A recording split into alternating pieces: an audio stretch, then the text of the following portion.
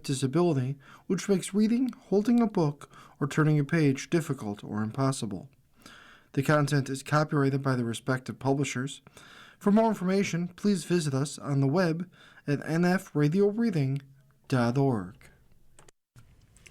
Hello, this is Corrine, and for the next hour, I'll be reading from the April 28th, 2026 issue of the Wall Street Journal on the Niagara Frontier Radio Reading Service. As always, thank you for joining us today.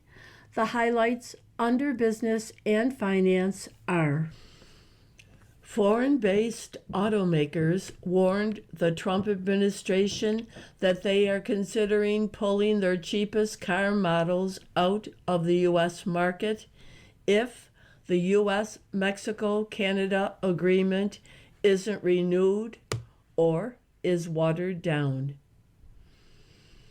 Nissan expects a narrower annual net loss even as sales continue to decline, citing one-time gains from revised U.S. emissions rules and cost cuts.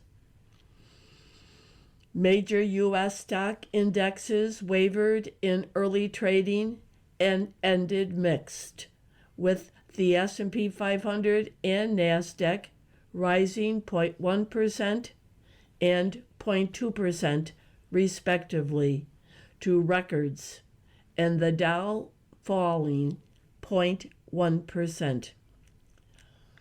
OpenAI and Microsoft reached a deal that allows OpenAI greater freedom within their partnership, in a sign of how the company's competitive needs are shifting. Paramount is seeking FCC approval for Persian Gulf sovereign wealth funds to take a substantial equity stake in the company as part of its $81 billion acquisition of Warner Brothers Discovery. Shell agreed to buy ARC Resources for about $13.6 billion, a deal that gives the purchaser new opportunities to export LNG far from the conflict zones of the Middle East. FedEx is preparing to return its MD-11 cargo jets to service next month, allowing it to cut back on expensive leased planes it enlisted when regulators grounded all MD-11s after another carrier's fatal crash. Verizon reported higher growth in new customer numbers and lower churn in its first full quarter under Chief Executive Dan Schulman. Sun Pharma agreed to acquire Organon in an $11.75 billion deal aimed at helping the buyer grow beyond lower-margin generic drugs. Real estate firm RE/MAX Holdings is set to be sold to tech-focused brokerage The Real Brokerage in a deal valued at roughly $550 million. A Taiwanese court sentenced a former employee of TSMC to 10 years in prison for stealing trade secrets. Now for the key articles under the Worldwide section.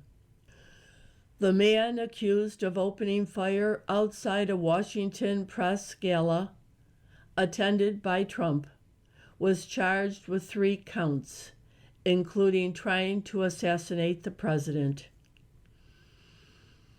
President Trump called on Disney's ABC to remove late-night host Jimmy Kimmel over a joke he made about Melania Trump. Iran presented regional mediators with an offer to stop its attacks in the Strait of Hormuz in exchange for an end to the war and a lifting of the U.S. blockade of Iranian ports. Tehran is working to find new ways to store its oil, hoping to avoid a crippling production shutdown as the blockade bottles up its exports and negotiations to end the war remain deadlocked.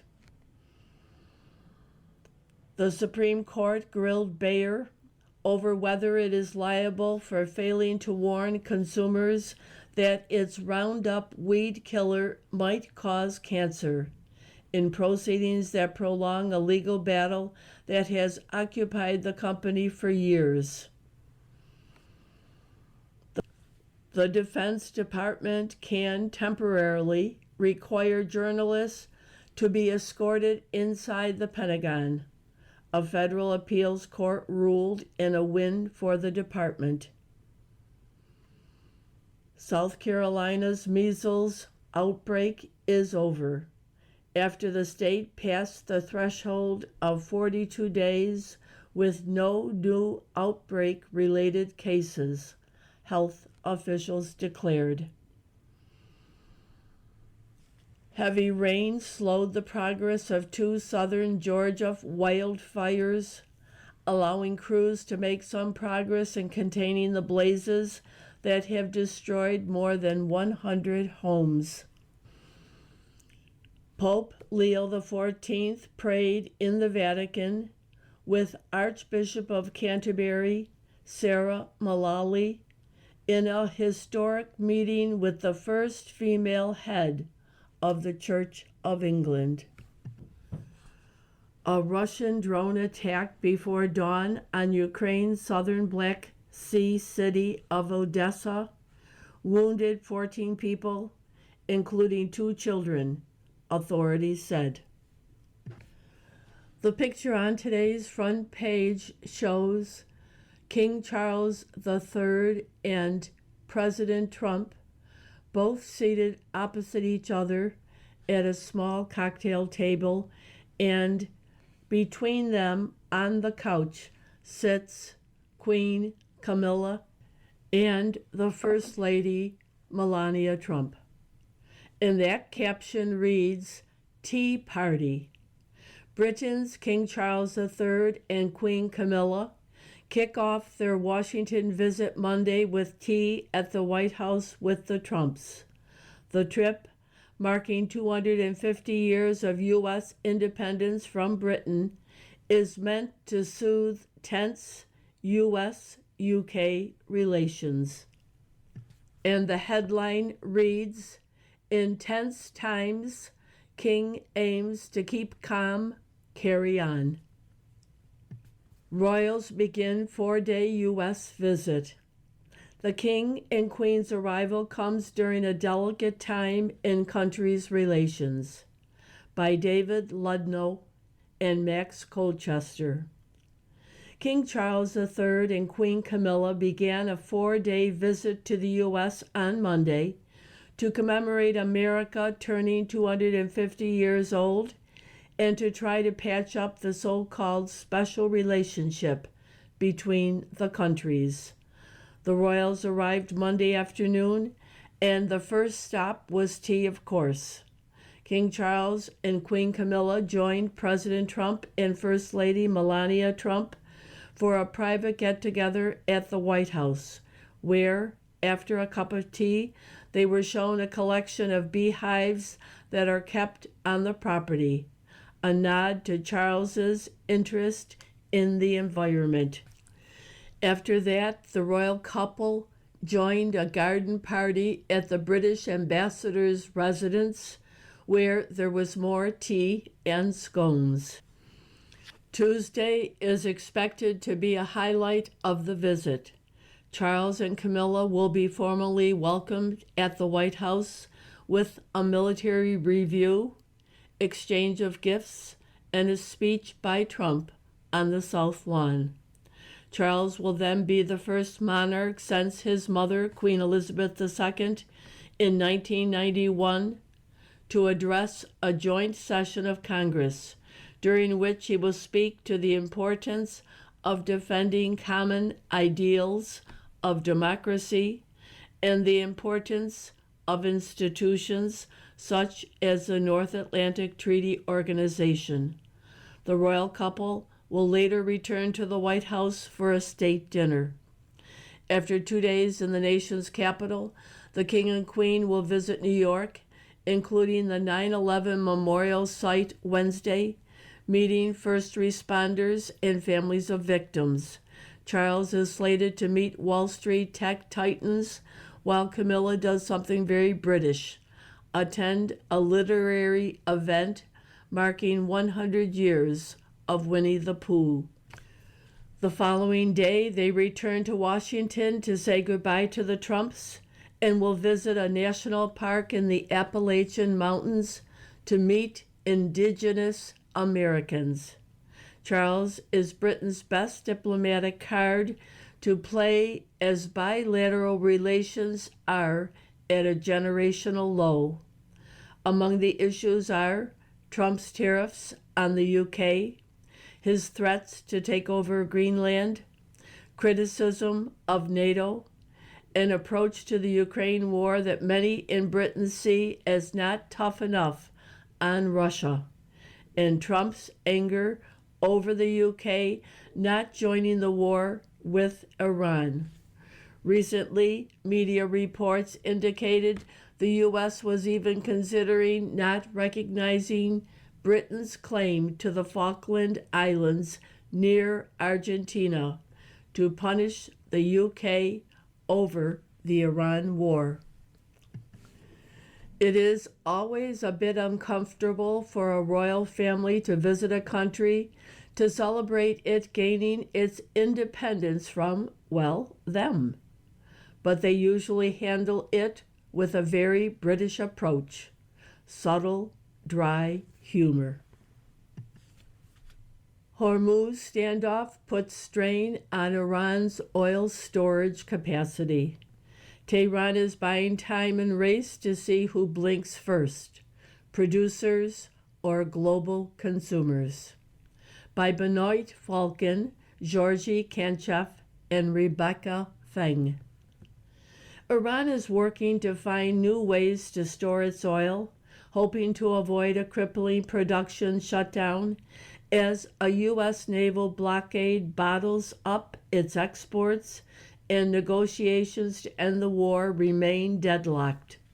With oil backing up at home, Iran is reviving derelict sites known as junk storage, using improvised containers and trying to ship crude by rail to China. The unusual steps are aimed at delaying an infrastructure crisis and blunting Washington's leverage in the standoff over the Strait of Hormuz. Iran has presented regional mediators with a new offer to stop its attacks in the Strait of Hormuz in exchange for a full end to the war and a lifting of the U.S. blockade of Iranian ports, the Wall Street Journal has reported. It would see discussions about Iran's nuclear program put off for now. On Monday, President Trump discussed Iran's proposal with his national security team, White House Press Secretary Caroline Leavitt said. Leavitt said Trump's red lines on Iran remain clear. The war between the U.S. and Iran has turned into a race to see who cracks first: Tehran's oil industry or global energy consumers. Every barrel that can't leave the country through normal export channels must go into a tank, onto a ship, into an improvised storage site, or remain underground. Iran hopes to avoid the risk of having to turn off the spigots and deepen its revenue losses, said Sanan Valkil, Middle East and North Africa Program Director at Chatham House, a nonpartisan London think tank. The shutdown will add pressure and motivate the negotiations. The first round of talks between the U.S. and Iran ended this month with little progress, then collapsed last week when Iran declined to meet again. You are listening to a reading of articles and features from the Wall Street Journal on the Niagara Frontier Radio Reading Service.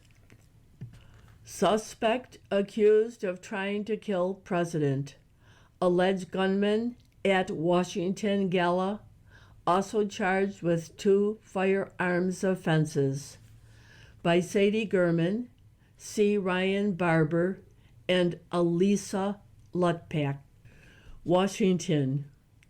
The man accused of opening fire outside a Washington press gala over the weekend was charged on Monday with attempting to assassinate President Trump, as officials defended the security at the high-profile dinner but promised to reevaluate protocols for future events.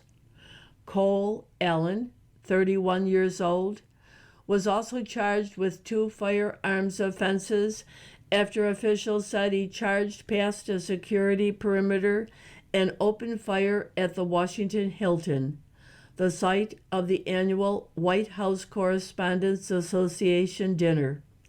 Allen faces a potential life sentence on the attempted assassination charge alone. During a 15-minute court hearing Monday, Magistrate Judge Matthew Sharbaugh said Allen faced a mandatory minimum sentence of 10 years on a charge of discharging a firearm during a crime of violence and up to a decade on the separate firearms offense. Appearing in a blue jumpsuit Monday, Allen gave brief responses. "I do. Yes, Your Honor," to routine questions during his initial court appearance. Asked his highest level of education, he answered that he obtained a master's degree. Allen was represented by a pair of federal public defenders whom Sharbaugh appointed to defend him. Sharbaugh set a hearing for Thursday on the continued detention of Allen, who remains in custody. Federal public defender Tazira Abe stressed that Allen was presumed innocent and said he had no prior arrest or convictions on his record.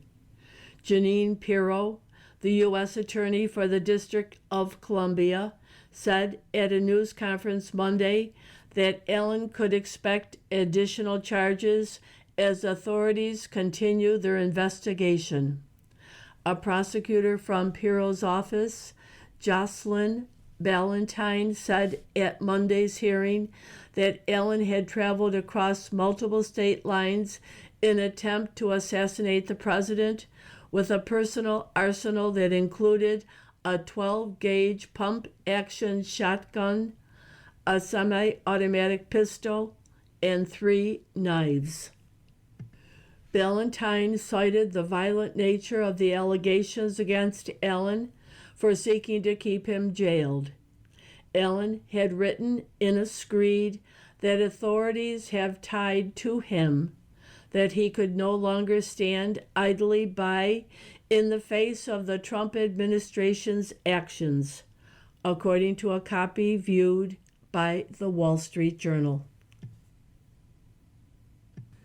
Cheap cars at risk in trade war, foreign brands say. By Sharon Turlop in Detroit and Gavin Bade in Washington. Foreign-based automakers have warned the Trump administration that they are looking at pulling their cheapest car models out of the U.S. market if the U.S.-Mexico-Canada agreement isn't renewed or is watered down, according to people familiar with the discussions. Companies such as Nissan, Hyundai, and Toyota are among the few car makers to offer U.S. consumers new models of small, affordable automobiles after Detroit-based automakers ditched such cars in recent years in favor of SUVs and trucks. Cars like the Honda Civic and Toyota Corolla are made in the U.S., but rely on parts from all three North American countries. President Trump signed the USMCA in 2020 and provided tariff-free treatment to cars built largely with U.S., Mexican, or Canadian parts. Trump, however, has upended supply chains and cut into foreign automakers' profits with his second-term levies, which charge a 25% tariff on the non-U.S. content of vehicles that previously would have qualified as duty-free under the USMCA deal. Trump has said the levies are needed for national security, and his team has publicly considered ditching the USMCA or splitting it into two separate deals as the governments review the agreement this year. White House spokesman Kush Desai said the administration's strategy is to restore manufacturing, includes giving breathing room to companies that are in the process of reshoring. He said, while the administration continues to review USMCA, automakers who want to sell to American drivers need to come to terms with the need to reshore their manufacturing back to the United States, and the administration is rolling out the red carpet with deregulation, tax cuts, and other pro-investment policies to support this transition. But if USMCA no longer exists, or a renewed version doesn't significantly reduce tariffs on cars and auto parts made in North America, some foreign car makers might not be able to build and sell the cheaper cars for the U.S. market, the people familiar with the discussion said. That message has been communicated to Trump's economic advisors, according to the People. The average price of a new car hovers around $50,000. More affordable options include the Mexico-built Nissan Sentra, starting at $22,600, and the $20,550 Hyundai Venue, imported from Korea. 8 of the 10 cheapest new models in the U.S. are made by foreign-based automakers, according to Edmunds, an online car shopping guide. The other 2 are small SUVs made by General Motors in Korea. Administration officials have said that any renewed USMCA deal must have tougher automobile rules that limit Chinese parts in qualifying cars and require more automobile and parts manufacturing to return to the U.S. Mexico's president learns price of appeasing Trump. A murky CIA operation is the latest headache for Claudia Sheinbaum, whose concessions have fueled political tension. By San Diego Perez, Jose de Cordoba, and Michael Amon. Mexico City.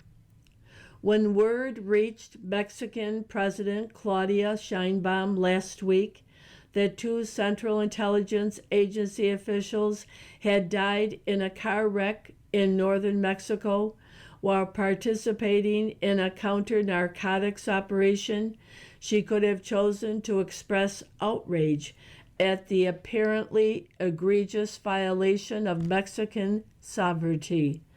Instead, she has struck a muted response.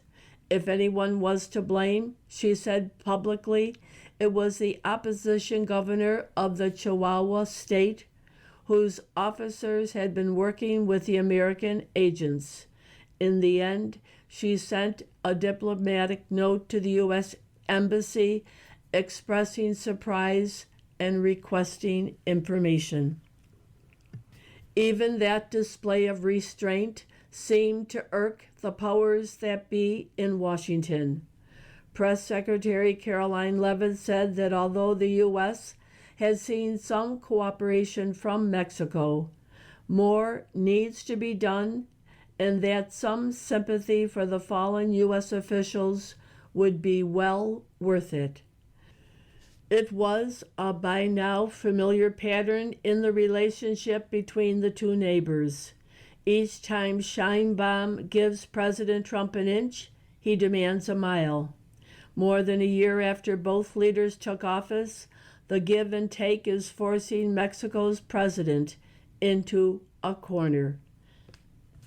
President Trump has been clear that Mexico must do more to combat the scourge of violent drug trafficking cartels, which not only threaten the national security of the United States, but continue to wreak havoc in communities across President Sheinbaum's country, said Anna Kelly, a White House spokeswoman. Iran offers a new proposal to end war. Tehran vows to stop Hormuz attacks in exchange for lifting of U.S. port blockade. By Somerset, Benoit Falcon, and Alexander Ward. Iran has presented regional mediators with a new offer to stop its attacks in the Strait of Hormuz in exchange for a full end to the war and a lifting of the U.S. blockade of Iranian ports, said officials familiar with the matter. The proposal, presented by Foreign Minister Abbas Araji over the weekend, is designed to break the deadlock in the conflict and set talks back in motion, the people said. It would see discussions about Iran's nuclear program shelved. Iran's mission to the United Nations didn't respond to a request for comment.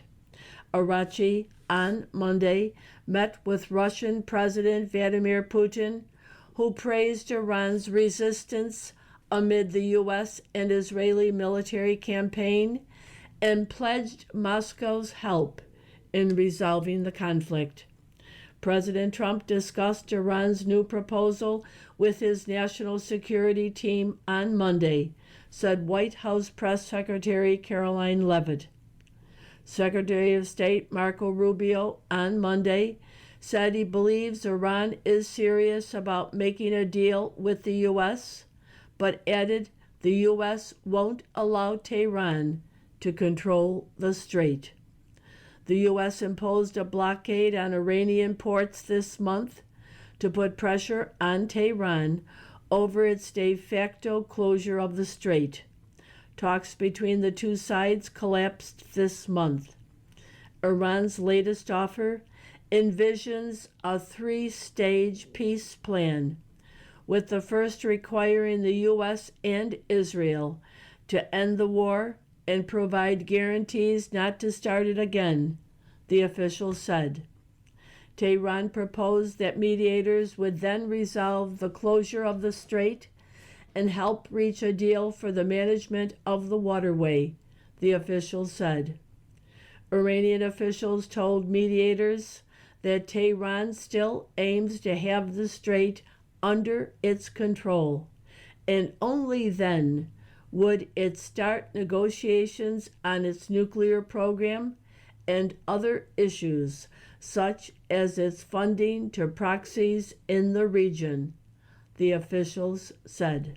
However, Raz Zimt, director of the Iran program at Israel's Institute for National Security Studies, said such a formula was unlikely to result in a long-term cessation of Iran's nuclear program. It is clear to all that whatever is not resolved by the end of the war is highly unlikely to be resolved afterward, he said in a post on X. Regional mediators have recommended that Tehran and Washington continue to negotiate remotely until both sides are close enough to reach an understanding, the officials said. The proposal was earlier reported by Axios. You are listening to a reading of articles and features from the Wall Street Journal on the Niagara Frontier Radio Reading Service. From the opinion pages, hooray for the Secret Service. President and Mrs. Trump and many others were kept safe. That's a success. By William McGurn. 3 days after gunshots brought the annual White House Correspondents Association dinner to a premature end, the verdict, at least among the commentariat, is in. The Secret Service blew it. The 31-year-old suspect, Cole Thomas Allen, traveled by train from his parents' home outside Los Angeles to the Washington Hilton. He came with weapons, including a shotgun, a handgun, and several knives. His targets were the president and as many administration officials as possible, prioritized from highest ranking to lowest, he wrote. On Saturday night, he did manage to run through the security checkpoint and past Secret Service agents. Even so, within seconds, agents fired at Mr. Allen and subdued him, eliminating the threat. One agent was shot in the chest during the gunfire, but fortunately was wearing a ballistic vest. After a short stint at the hospital, he was released. In the thick of all this, the Secret Service brought President Trump and First Lady Melania Trump to safety. The dominant fact of that terrible evening was that the Secret Service did its job, protecting the president with no loss of life. It's one thing we all ought to applaud. You might not know it from the commentators. One conservative called the Secret Service's handling of security as unmitigated failure. Others complain about lax security.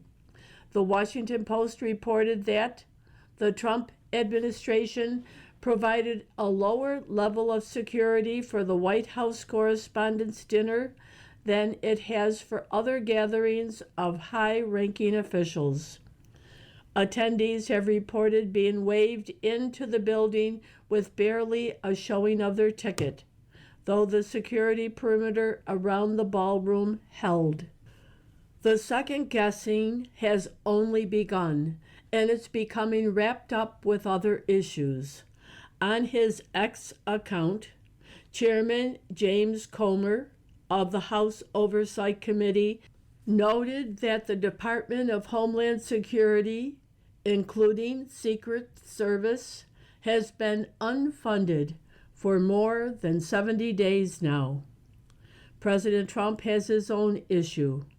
The ballroom he wants to build faces a lawsuit threatening to halt construction. The president makes the point that the Correspondents' Dinner would be much safer if held inside his big, beautiful, very, very secure ballroom with its massive bulletproof glass. It's almost 4 inches thick and located on the White House grounds, the most secure ground probably in the world. Plainly, the Republican president has learned the lesson so clearly stated in 2008 by Rahm Emanuel, Chief of Staff for President-elect Barack Obama. You never want a serious crisis to go to waste. And what I mean by that is it's an opportunity to do things that you think you could not do before. All these issues should be aired.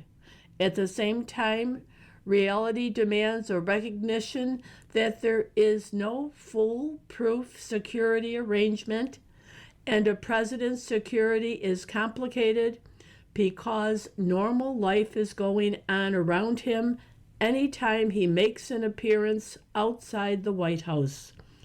The reality for the Secret Service is that it operates within a free society. And merely because the president wasn't shot and no one was killed doesn't mean the Secret Service can't improve. But looking for ways to improve can happen without the Beltway's favorite game, hunting for someone to blame. Maybe the Washington Hilton, where Ronald Reagan was shot in 1981, is too insecure a venue in which to protect a president. The special difficulty of guarding this president, given the great hatred for him, must also be considered. And maybe his critics should check their rage, some of which the shooter appropriated for the manifesto he signed, Friendly Federal Assassin. Mr. Trump, in his first appearance after the gunshot, still in his tux at the White House press room, summed up the evening this way: a man charged a security checkpoint armed with multiple weapons, and he was taken down by some very brave members of Secret Service, and they acted very quickly. When I worked in President George W. Bush's White House, I gained, as most everyone did, a special appreciation for the professionalism of the Secret Service. Karl Rove was a colleague, and on Fox News Sunday this weekend, he suggested that although we all have questions that must be answered in the aftermath of an assassination attempt that was thwarted, we should be celebrating these agents. It worked last night, he said. Let's be honest about it. Somebody attempted to kill people, and he was stopped. And he was stopped by the courageous act of Secret Service agents, one of whom took apparently a shotgun blast to the chest. Can Trump and King Charles save the special relationship? The world's most powerful republic finds the elderly monarch more congenial than the Prime Minister. By Gerard Baker. The world's longest running historical irony, the special relationship between the U.S. and the U.K., will get a few more twists this week. King Charles III is here for his first state visit to join Americans in kicking off the celebration of the 250th anniversary of their act of violent sedition against his predecessor. Again, the reigning successor to George III will be obliged to say nice words about the men his ancestor would gladly have hanged from the nearest tree. Again, the backdrop of the White House will provide an awkward reminder of the unpleasantness between the two countries in 1812. But there is a contemporary and more important irony.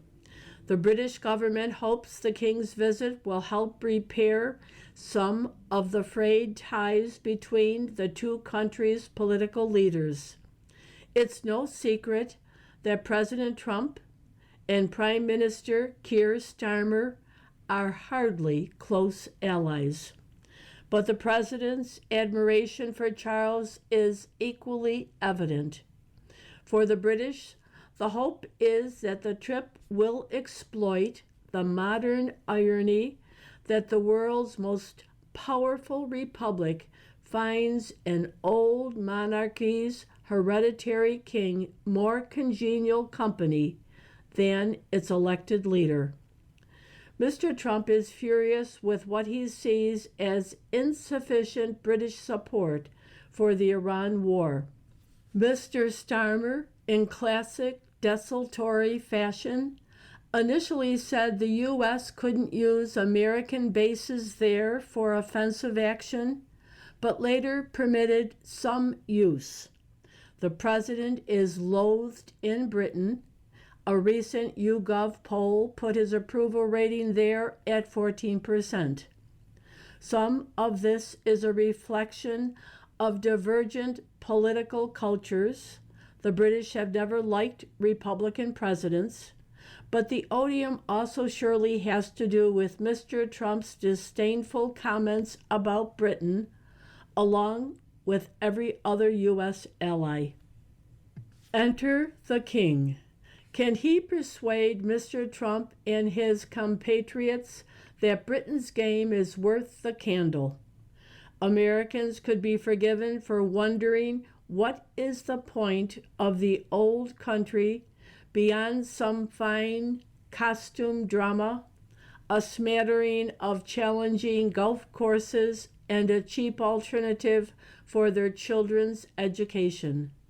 Britain's decline from global superpower to minor league straggler shows no sign of stopping. When Charles's mother, Queen Elizabeth II, came here to celebrate America's 200th birthday in 1976, Britain was already in free fall, its economy ravaged by stagnation, militant trade unions, and fiscal incontinence, its political leadership a tired, bickering rump.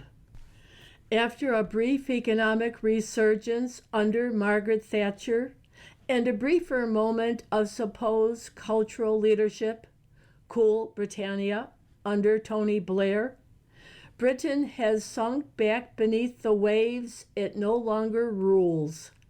Its share of global economic output has shrunk from 5% half a century ago to 3% today. Even this masks an accelerating collapse in economic performance. Productivity has been stagnant for 15 years, since well before Brexit, and per capita output is below the poorest American state. The caricature of Britain as a country in the grip of Syria and under the heel of an authoritarianism that locks up citizens for saying nasty things about it is a little overdone. But there is no doubting the cultural and political malaise. Decades of self-loathing, multiculturalism, mass immigration, declining birth rates, and the elite's systemic degradation of national pride and traditional values has produced a nationwide enemy and rising popular discontent. The truly shocking indicator of decline is in Britain's military capability. Mr. Trump was characteristically cruel when he derided the Royal Navy's vessels as toy ships last month, but years of complacency after the Cold War have reduced the number of warships in the successor to Admiral Lord Nelson's fleet from more than 100 in 1976 to only 25 today. The British Army has been cut to its smallest numbers since the Napoleonic Wars. Arguably, Britain's strategic value to the U.S. has declined beyond these numbers. Its leadership has been characterized by utter cluelessness for years. Having voted to leave the European Union and strike out on its own, it has spent the past 10 years demonstrating no idea of where it wants to be or even where it is. The procession of prime ministers, 6 in 10 years, has been comical. So what's the point, Your Majesty? As a native-born Englishman, I will aver that Britain retains some virtues. Its cultural output remains peerless. It has the world's greatest universities.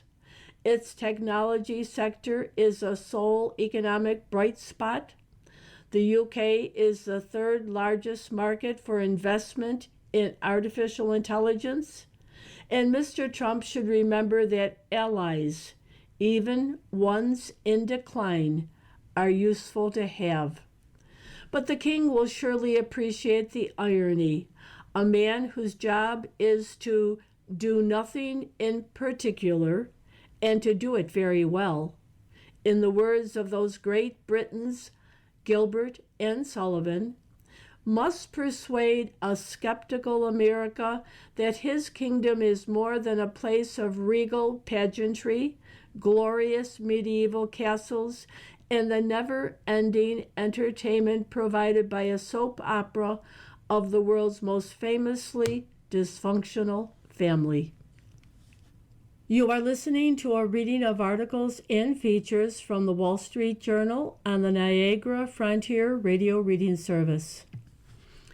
Negotiation won't end Iran's nuclear threat. Trump is repeating one of Obama's mistakes, focusing on uranium and ignoring plutonium. By John Bolton. Uncertainty hovers over negotiations to end the Iran war. President Trump should see that diplomacy won't eliminate all threats from Tehran's regime.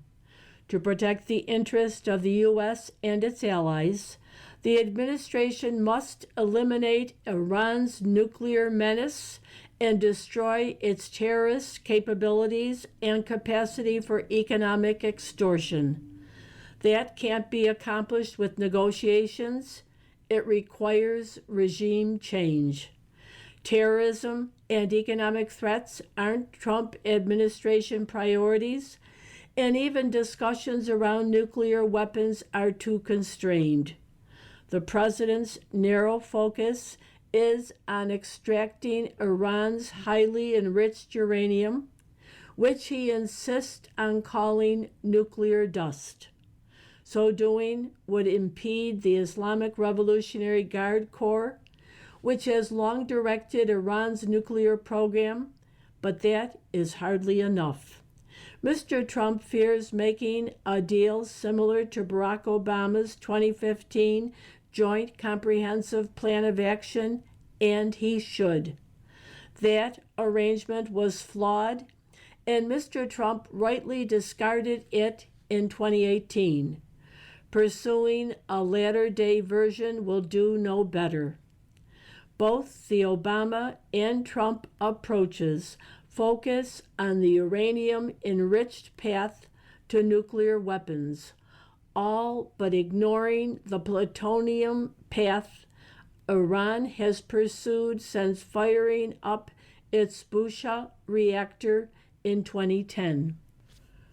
Plutonium can be reprocessed from the spent fuel extracted from nuclear reactors. Other authoritarian countries have pursued similar strategies. Saddam Hussein's Osirak reactor was his preferred route to nuclear weapons before Israeli bombers destroyed it in 1981.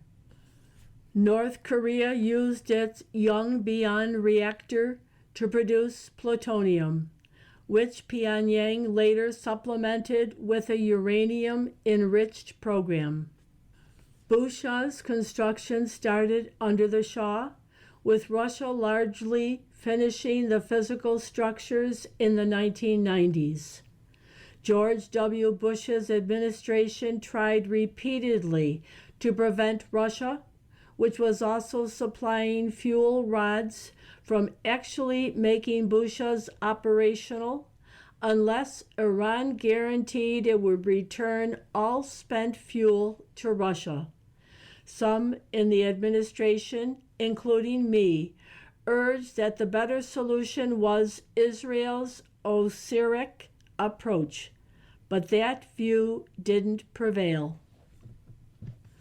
Once Busha launched, its accumulating spent fuel amounted to ever larger amounts of accessible plutonium. Mr. Obama's nuclear deal glossed over this issue, relying on Russian Iranian commitments to return spent fuel rods to Russia and barring Iran from reprocessing the fuel for 15 years. Iran ignored these provisions based on current Russian estimates of spent fuel levels at Busha and International Atomic Energy Agency estimates about the reactor's energy production. Nuclear proliferation expert Henry Sokolsky estimates that Iran has enough plutonium to make more than 200 nuclear weapons. There is no justification for any Iran deal that doesn't eliminate both the plutonium and the enriched uranium options for nuclear weapons. There are further problems. Since 2015, there is every reason to worry about Iran outsourcing some or even all of its nuclear weapons activity to North Korea, which could conduct its work hidden from view. Tehran and Pyongyang have long cooperated on both nuclear and ballistic missile capabilities. Both purchased uranium enrichment and weapons designs from the infamous Pakistani proliferator Abdul Qadir Khan, as did Libya. Both use Soviet-era Scud missiles as the basis for their indigenous missile programs. In Syria's desert, North Korea conducted a clone of its Yongbyon reactor that was almost certainly intended for Iran's nuclear weapons program, until the Israelis destroyed it in September 2007. Cooperation between Tehran and Pyongyang isn't hard to understand. An oil-rich country wants nuclear weapons, and a desperately poor country has detonated 6 nuclear devices. Given their long history of duplicity, broken promises, and obstructionism on nuclear matters, cooperation between Tehran and Pyongyang shouldn't be permitted in any form. Most important, the JCPOA, the Joint Comprehensive Plan of Action, didn't eliminate Iran's intellectual capacity to recreate nuclear weapons efforts in concealed locations. Instead, the deal allowed Iran scientists and technicians to continue gaining experience with nuclear technology and the handling of materials that aren't only radioactive, but also highly toxic and corrosive. The greater the familiarity with any aspect of nuclear materials, the greater Iran's confidence to carry forward a weapons program. Although Israel over the years has eliminated many Iranian scientists, considerably slowing Iran's nuclear efforts, Tehran's intellectual capability hasn't been completely extinguished. Critics of the U.S.-Israeli strikes against Iran have raised precisely this point. You cannot bomb knowledge out of existence. Senator Chris Murphy, Democrat from Connecticut, said. Exactly the same could be said about Saddam Hussein's Iraq after the first Gulf War. United Nations weapons inspector destroyed Iraq's nuclear program, and there was no evidence in 2003 that Iraq had centrifuges spinning. Nonetheless, Saddam had sustained his team of some 3,000 nuclear scientists and technicians who could have recreated Iraq's capability. These nuclear mujahideen, as Saddam called them, posed a continuing threat. That's why in Iran today, as in Iraq earlier, regime change is the only long-term solution. Even if today's Gulf War wasn't initially launched to depose the Iranian regime, that outcome remains the most certain path to prevent renewed Iranian nuclear proliferation and end its terrorism and economic blackmail. Making a deal with Tehran's current leadership won't turn out differently than in the Obama years. In Iran, the new boss is always the same as the old boss. Mr. Bolton served as White House National Security Advisor 2018 to 19 and is author of The Room Where It Happened, a White House memoir. Letters to the editor. Preserving freedom requires a moral compass. I appreciate Matthew Cantanetti's expressing my concerns so clearly with his op-ed, "The Democrats Unify Against Israel." When there were rallies on college campuses supporting Israel's enemies, I assumed those involved were poorly educated. They didn't understand the unique relationship between the U.S. and the only democracy in the Middle East, the bond of both shared moral values and adversaries, radical Islamists pursuing nuclear weapons. But when 40 out of 47 Democratic U.S. senators voted to block the sale of bulldozers and bombs to Israel, are they also ignorant of history, or are they morally compromised? Our democracy and values need to be protected. To quote Ronald Reagan, "Freedom is never more than one generation away from extinction." Freedom needs a moral compass. Has the Democratic Party lost that guide? From Ellen B. Miller, Baltimore. Same topic. Reading Mr. Cantanetti's op-ed on the Democratic Party's anti-Israel movement, I was reminded of how in 1930s Germany Jews were the most part complacent to their peril. Now anti-Semitism is growing in America, and amazingly, in the party where most Jews reside. Are we Jews in America too complacent? From Martin Waldinger, Scottsdale, Arizona. The Pepper and Salt cartoon shows an angel interviewing a new resident of heaven. And that resident says, "I don't know how it happened either, but I did have a great legal team on retainer." You've been listening to a reading of articles and features from the April 28th, 2026 issue of the Wall Street Journal. We read from the Wall Street Journal every Monday through Thursday at 11 p.m. Your reader has been Corrine. Thank you for listening.